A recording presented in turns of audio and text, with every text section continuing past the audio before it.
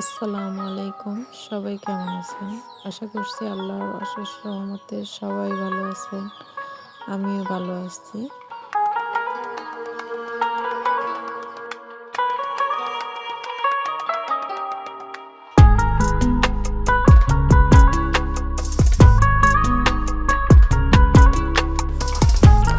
সকাল সকাল রোদ উঠে এসেছে, তাই আর বেশি দেরি নয়।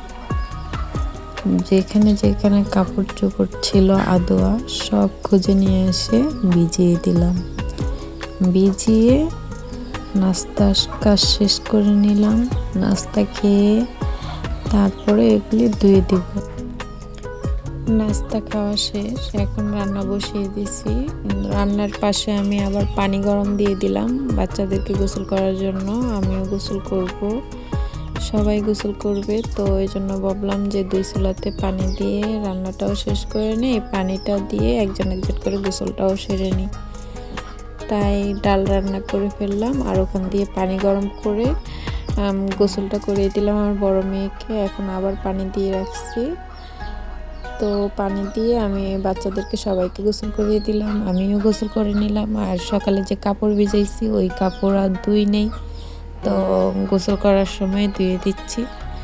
কাপড়গুলি ধুয়ে তারপর গোসল করে নিব।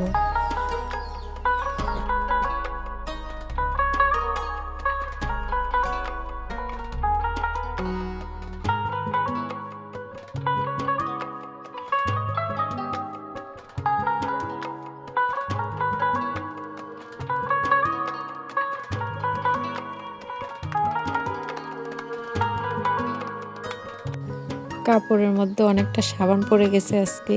সাবান মানে বেশি পড়ে গেছে, বয়মে ছিল, উপুত করার সাথে সাথে অনেক বেশি সাবান পড়ে গেছে।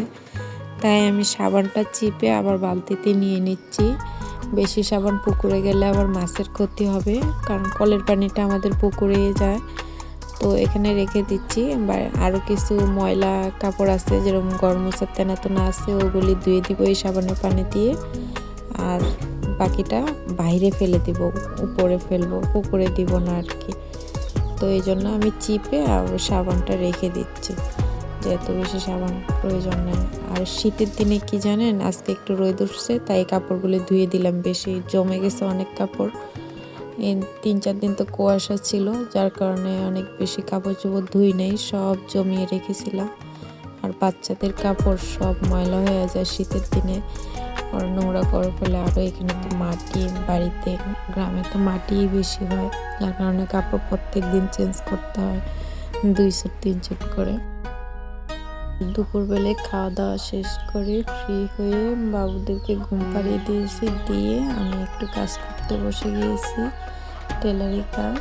এখন এই কালকে যে আমাকে অর্ডারটা দিয়ে গেল, সেই অর্ডারের একটা পায়জামা কেটে নিলাম।